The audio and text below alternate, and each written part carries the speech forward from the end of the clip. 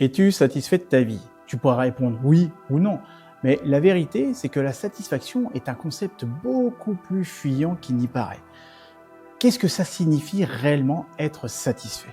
Le mot vient du latin satisfacere, littéralement rendre assez. Mais assez par rapport à quoi? On imagine souvent la satisfaction comme un sentiment de plénitude. Avoir un bon travail, une relation épanouie, de l'argent en suffisance, la reconnaissance des autres. Et c'est comme une sorte de checklist. En fait, on coche les cases en espérant que le total produira enfin un fameux sentiment d'accomplissement. Mais est-ce que c'est vraiment le cas? T'arrêtes-tu parfois pour te demander, est-ce que je suis vraiment satisfait de ma vie? Est-ce que je suis vraiment satisfait de ce que je fais actuellement? Le problème, c'est qu'on est programmé pour en vouloir toujours plus. C'est ce qui nous a permis de survivre et d'avancer dans notre vie. Surtout pas se contenter de ce que l'on a. Résultat, la satisfaction liée aux réussites extérieures est brève.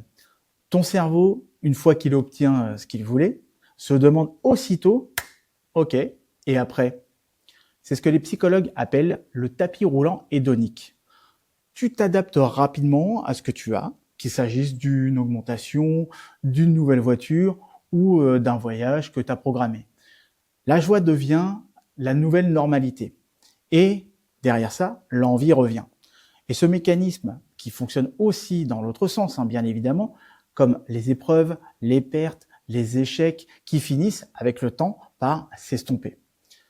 C'est la preuve que les événements extérieurs, qu'ils soient positifs ou négatifs d'ailleurs, n'ont pas d'effet durable sur ton niveau global de satisfaction. Alors, si elle ne vient pas de l'extérieur, d'où elle vient? Peut-être que la satisfaction totale est juste une illusion. Peut-être qu'elle n'existe pas vraiment comme état permanent. Et c'est peut-être une bonne nouvelle d'ailleurs. La vie, elle n'est pas faite pour être une ligne droite de bonheur continu, mais une succession de moments où l'on goûte à une forme de satisfaction éphémère mais réelle. Alan Watts l'exprimait avec force, le désir humain tend à être insatiable. Nous cherchons tant le plaisir que nous n'en avons jamais assez. Le cerveau poursuit le bonheur en imaginant un futur rempli de plaisir infini. Mais comme il sait que ce futur est limité, il tente de tout concentrer dans un laps de temps réduit. En gros, notre cerveau réclame toujours plus.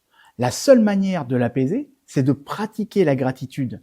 Comme le rappelait Épicure, ne gâche pas ce que tu as en désirant ce que tu n'as pas. Rappelle-toi que ce que tu possèdes aujourd'hui faisait partie des choses que tu espérais hier. La satisfaction, ce n'est pas d'avoir tout ce que tu veux. C'est trouver un équilibre entre ce que tu désires et ce dont tu as réellement besoin.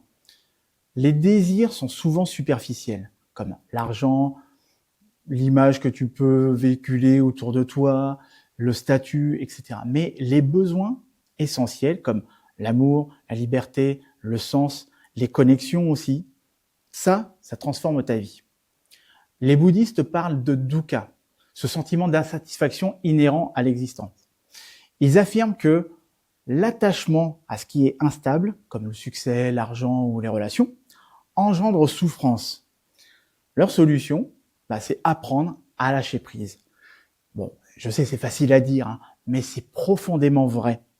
Les recherches montrent que ceux qui poursuivent des buts intrinsèques, comme grandir, apprendre de nouvelles choses, apprendre des autres aussi, se relier aux autres, se sentent plus satisfaits que ceux qui cherchent surtout la gloire ou la richesse.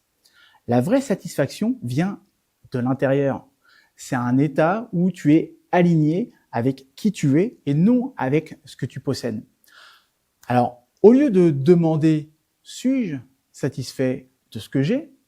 peut-être vaut-il mieux se demander « suis-je satisfait de qui je suis et de la manière dont je vis ?»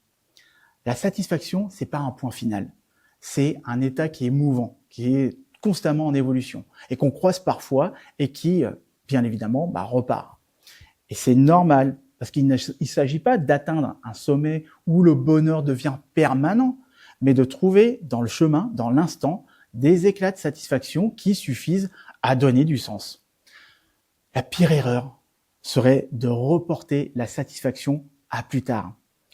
Alors, je serai heureux quand j'aurai cette promotion, ou je me sentirai bien quand je rencontrerai la bonne personne, je me détendrai enfin une fois que j'aurai assez d'argent. Arrête ça tout de suite. Mais si ce moment n'arrive jamais, qu'est-ce que tu fais? Ou s'il arrive et que tu réalises que tu n'es toujours pas satisfait, tu es déçu de la représentation que tu te faisais de ce bonheur. En fait, la vérité, c'est qu'aucune vie n'est parfaitement satisfaisante. Ce qui compte vraiment, ce n'est pas de cocher toutes les cases ou de les comparer avec d'autres personnes, mais d'apprendre à reconnaître la valeur de ce que tu as déjà et surtout de qui tu es déjà. En fait, peut-être que la vraie question, c'est pas suis-je satisfait, mais plutôt suis-je connecté à ce que je fais? Suis-je en paix avec le fait de ne pas toujours être en paix? La satisfaction, c'est pas une destination finale.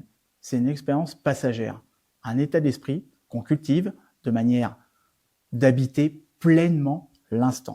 Merci de m'avoir écouté. J'avais envie de partager cette réflexion philosophique. En tout cas, si vous avez un projet de reconversion professionnelle, que vous voulez créer votre entreprise, explorer la faisabilité de ces projets, sentez-vous libre de me contacter directement sur mon site osebriller.com à l'aide de l'onglet séance découverte et à m'exposer votre situation, vos attentes et ce qui vous bloque. D'ici là, on se retrouve pour une prochaine vidéo. Prenez soin de vous, profitez-en et osez briller dans votre vie.